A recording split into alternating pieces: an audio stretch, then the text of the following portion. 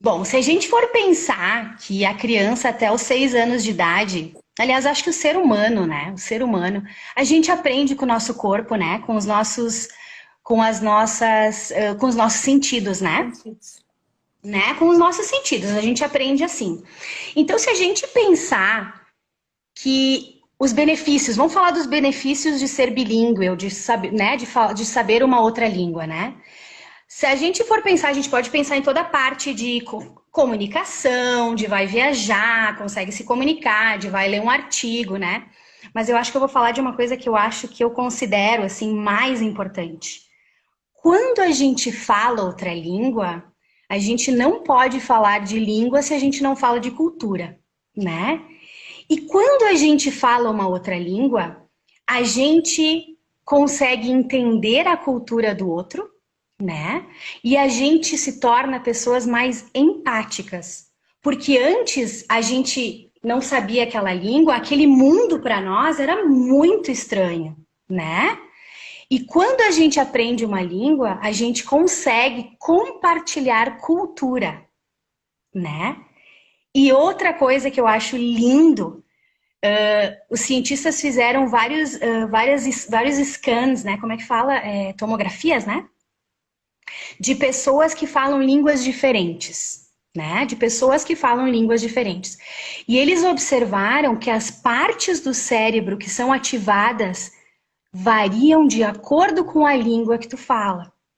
E se tu é bilíngue, tu tem mais conexões neurais, fazendo com que tu consiga fazer as conexões e viajar entre os conceitos, né? Então eu nunca vou esquecer, eu fiz um curso lá em Londres, no Instituto de Educação, que era sobre bilinguismo, e a prof falou que quando a gente fala uma outra língua, de uma certa forma a gente se torna brainier. Significa que o nosso corpo, que o nosso cérebro, ele dá uma expandida no sentido de ele estar sendo mais utilizado. Então, benefícios mil. Duas línguas, três línguas, quatro línguas, quantas forem. E como é lindo, né? Por exemplo, eu morei em Barcelona, que eles falam catalão, né? Que é uma língua minoritária, né? Que é só falado na Catalunha, né?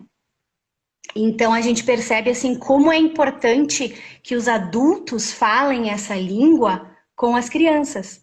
Porque se os adultos não falar essa língua com as crianças, essa língua morre, né?